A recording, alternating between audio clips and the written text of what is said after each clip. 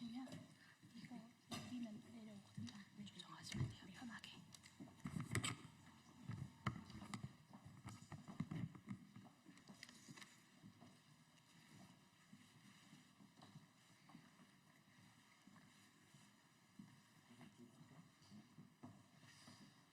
네, 옆으로 서셔도 될 것 같습니다. 이쪽 옆으로.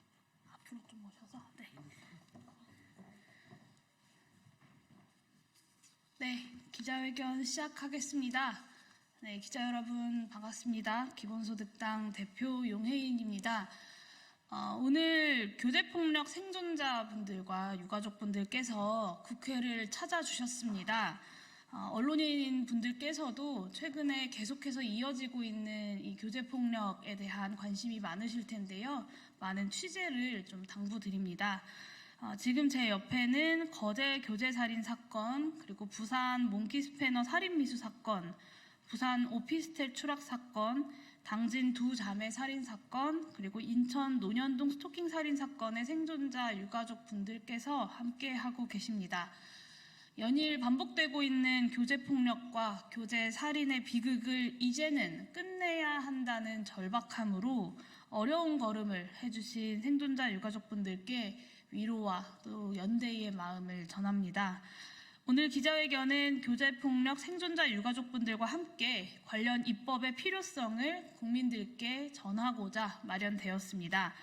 간단한 취지 발언 이후에 생존자 유가족분들의 이야기를 직접 청해 듣도록 하겠습니다.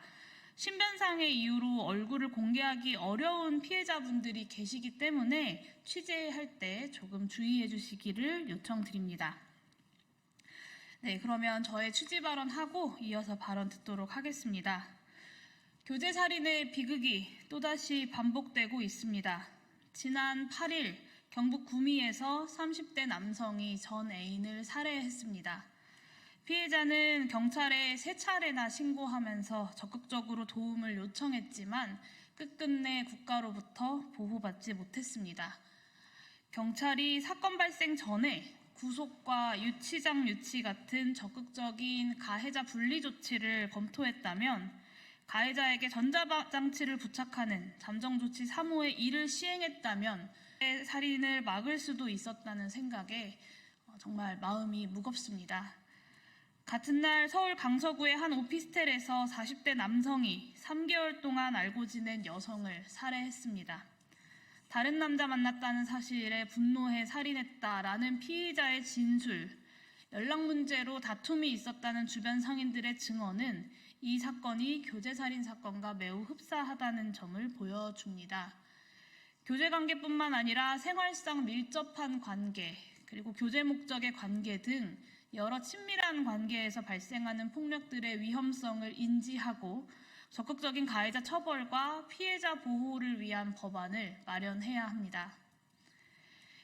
기본소득당은 올해 2024년 경찰청 국정감사에서 친밀관계 폭력에 대한 경찰의 안일한 수사 관행을 지적했습니다. 교제폭력 신고의 절반 이상은 현장 종결에 그쳤고 경찰이 쌍방폭행이라고 피해자에게 책임을 돌리는 경우도 허다했습니다. 스토킹 처벌법 개정으로 신설된 전자장치 부착 제도는 경찰의 신청률 자체가 2.7%로 낮아서 제대로 활용되지 못하고 있었습니다.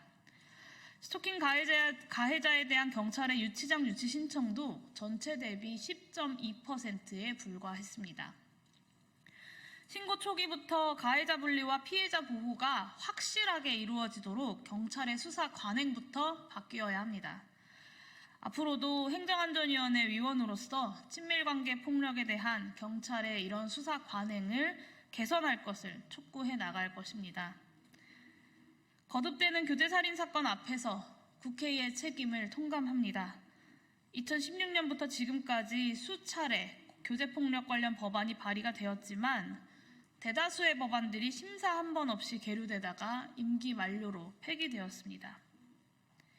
22대 국회에서도 3건의 교제폭력 관련 법안이 발의되었지만 아직 제대로 된 입법 논의조차 이루어지지 못하고 있습니다. 국회가 조속하게 법안을 심사하고 제대로 된 입법이 이루어질 수 있도록 심도 깊은 논의에 나서야 할 때입니다. 또한 친밀한 관계에 대한 협소한 규정, 미흡한 피해자 보호 조치 등 발의된 법안들이 갖고 있는 한계들도 입법 논의 과정에서 보완할 필요가 있습니다. 더 이상 제도의 사각지대에서 교제폭력으로 목숨을 잃는 일이 없도록 정치가 제 역할을 다해야 할 것입니다. 저와 기본소득당은 교제폭력 피해 생존자 유가족분들의 손을 잡고 내실 있는 교제폭력 관련 법안들을 마련하고자 최선을 다하겠습니다. 네, 이어서 교제폭력 생존자 유가족분들의 말씀을 청해 듣겠습니다. 기자회견문 낭독은 모든 생존자 유가족분들을 대표해서 거제 교제살인 사건의 유족분 그리고 인천 스토킹 살인 사건의 유족분께서 낭독해 주시도록 하겠습니다.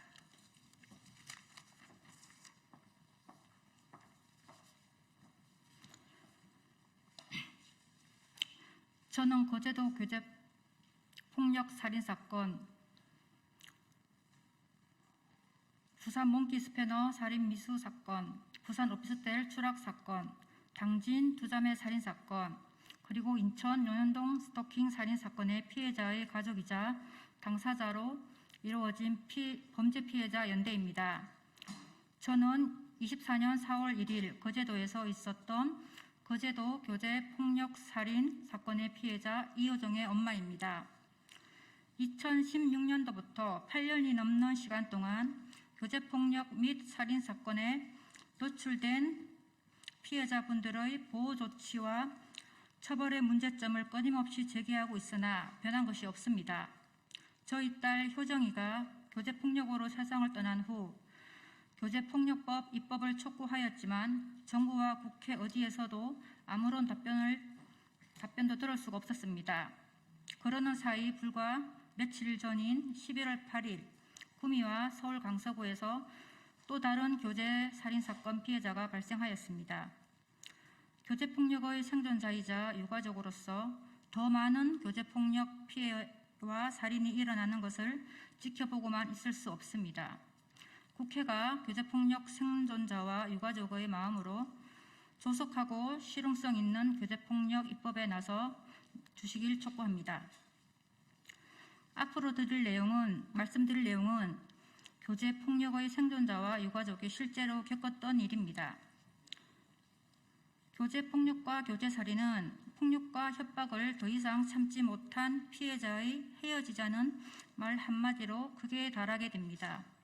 한때 사랑했던 연인과 헤어지기 위해서는 생명과 안전을 담보로 내놓아야 하는 사회를 살아가고 있습니다. 보호를 받기 위해 경찰에 신고를 한 피해자들은 사망을 하였거나 살인 미수로 살아있어도 살아있지 못하는 하루하루를 보내고 있습니다. 가해자는 피해자를 공권력이 지켜주지 않는 것을 알았을 뿐만 아니라 자신들이 처벌을 받지 않는다는 사실을 아는 순간 피해자들에게 더 잔인하고 대범해지기 시작합니다. 가해자는 피해자를 사랑해서 그런다는 이상한 논리로 갈비뼈를 부러뜨리고 목을 조르고 생명의 치명적인 머리 부위만 공격하고 피해자를 집어던집니다. 이제 그만하라고 말을 해도 지속적으로 전화하고 200통에 달하는 문자를 보내고 피해자의 가족과 주변인을 포함하여 살인하겠다고 협박합니다. 그리고 그 협박은 현실로 이루어지고 있습니다. 가해자는 집으로 찾아와 3시간 넘게 초인종을 누르며 피해자들에게 육체적, 정신적인 고통을 스스럼 없이 안겼고 치밀하게 살인 계획을 세워 30cm에 달하는 회칼로 살인을 저질렀고 피해자가 살고 있는 집으로 찾아가 두 자매를 살해했습니다. 피해자의 부모, 피해자의 어린 자녀가 보는 앞에서 스스럼 없이 살인을 저지르고도 반성조차 없었으며 피해자가 원인을 제공했다며 몇 년 살다가 나오면 된다고 말했습니다. 가해자들은 법정에 서서 억울하다고 말합니다. 피해자들은 가족을 잃은 슬픔을 추스를 겨를도 없이 증거를 수집하여야 하며 대부분의 재판부가 사건 기록을 제공하지 않기 때문에 600만 원에 달하는 변호사 선임비를 써야 겨우 자료 일부를 받을 수 있습니다. 가해자의 진술 내용이나 가해자 측 변호사 의견, 증거 자료를 볼 수 없다면 어떻게 싸울 수 있겠습니까? 재판부는 가해자의 이야기에만 귀를 기울입니다. 피해자와 유가족은 재판부의 당사자가 아니라는 이유로 발언권을 얻기 위해 너무 많은 노력을 해야 합니다.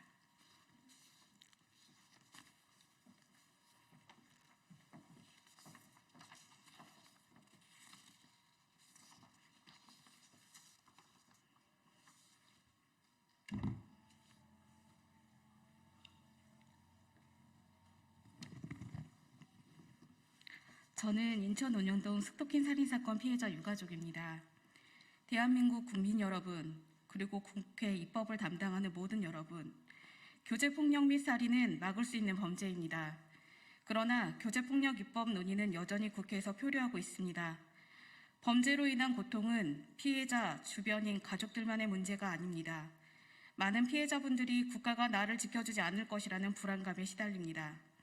국가가 적극적으로 막지 못한 범죄에 대한 사회적 비용 역시 국민들이 나눠지고 있습니다. 만약 교제폭력 입법이 한참 전에 이루어졌더라면 가해자를 수감할 비용을 피해자를 보호하는 데에 쓸 수 있었을 겁니다. 더 많은 사회적 비용이 발생하기 전에 더 많은 피해자가 생을 등지기 전에 지금 국회가 변화를 만들어야 합니다. 이에 다음과 같은 내용을 촉구합니다. 국회는 기존에 발의된 교제폭력 법안을 적극 검토하고 제대로 된 입법에 나서주기를 바랍니다.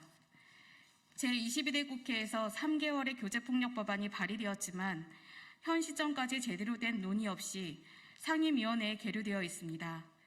각 법안이 모두 유의미한 변화를 담고 있지만 각 법안들이 제대로 된 가해자 처벌이 어렵거나 피해자 보호 조치에 미흡함이 잔존하는 등 개선되어야 할 면도 많습니다. 또한 일부 법안은 친밀관계 폭력 범죄 전반을 다루지 않아 법 제정 시 사각지대가 우려됩니다. 이에 국회에서 기존에 발의된 법안에 대한 심도 깊은 논의를 통해 사각지대 없는 구체적이고 실질적인 법안을 입법해 주시길 바랍니다. 현실에 맞게 실효성 있는 피해자 보호 조치를 도입해 주시길 바랍니다. 형식적인 접근 금지 명령이나 한방향 스마트워치는 피해자의 안전을 보장할 수 없습니다. 실제 인천 온현동 살인사건의 경우 접근 금지 명령이 내려진 기간 동안 4일이나 피해자 집 앞에 와 있었지만 피해자를 포함하여 아무도 알 수 없었습니다. 스토킹 처벌법 개정 이후 가해자의 위치를 감시할 수 있는 전자장치 부착 제도가 도입되었지만 경찰의 활용률은 매우 낮은 상황입니다. 가해자에 대한 제재와 경고가 더 강화되어야 합니다.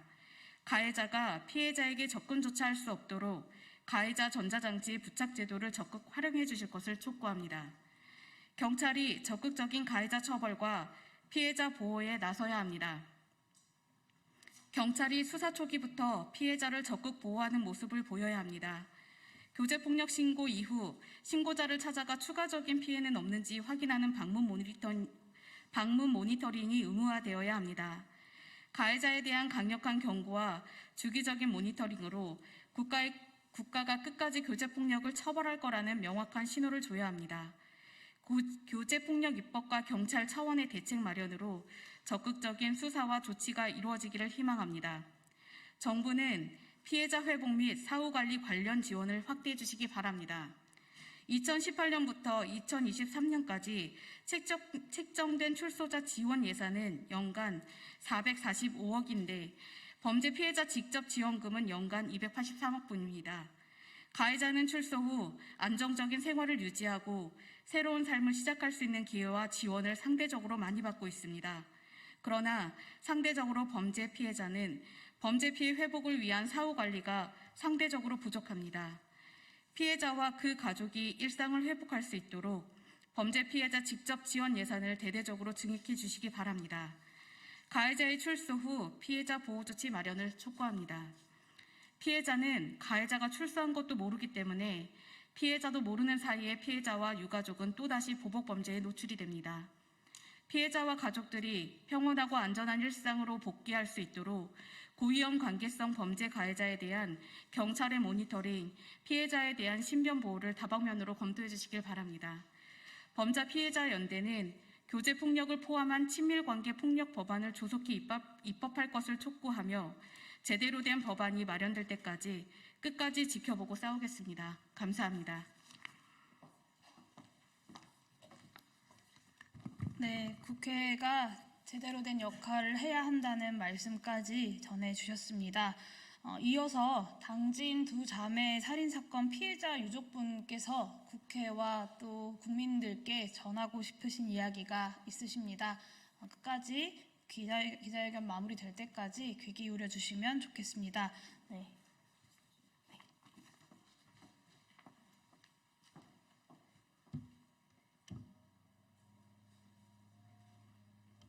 예, 저는 당진 자매 살인사건 피해자 아버지입니다. 자식을 보낸 지도 벌써 4년이 넘었고 지금 제가 이 자리에 선 것은 묻고 싶어서 국회 입법부에 좀 묻고 싶습니다. 이 나라의 주인이 과연 누구인가? 선거철만 되면 국민이 주인이다 떠들면서 정작 3일에 1명꼴로 살인사건이 일어나고 매일 10명 이상이 피해자가 발생이 되는데 등한시하고 있어요. 이게 과연 입법부를 믿고 저희들이 살아갈 수 있겠는가? 대한민국 국민이 매일 30명 사흘에 한 번씩 죽어나가는 이걸 지켜만 보고 계실 겁니까? 제발 이번 발의에 대해서 적극적으로 검토를 해주시고 국민의 목숨을 지켜주는 좋은 참된 일을 좀 해주시기 국회에 당부드리겠습니다. 저희들은 정말 최선을 다하고 살고 있습니다. 과연 국회에서 저희 국민들, 나라의 주인한테 해줄 수 있는 일이 무엇인가 묻고 싶습니다. 감사합니다. 네, 국회가 해야 할 일에 대해서 묻고 계시는 유족분들의 이 물음에 제대로 답을 할 수 있어야 할 것입니다. 국회가 제대로 응답할 수 있도록 최선을 다하겠습니다. 용기 내서 이야기 전해주셔서 진심으로 감사드립니다. 기본소득당과 범죄피해자연대는 지금 이 기자회견을 마친 후에 교제폭력 입법 방향을 논의하는 비공개 간담회를 가질 예정입니다. 교제폭력 생존자와 유가족 그리고 전문가분들의 이야기를 경청해서 촘촘하고 또 실효성 있는 교제폭력 관련 입법이 이루어질 수 있도록 최선을 다하겠습니다. 또 언론인 여러분들의 많은 보도와 취재 그리고 관심을 부탁드립니다. 이상으로 기자회견 마치도록 하겠습니다. 감사합니다.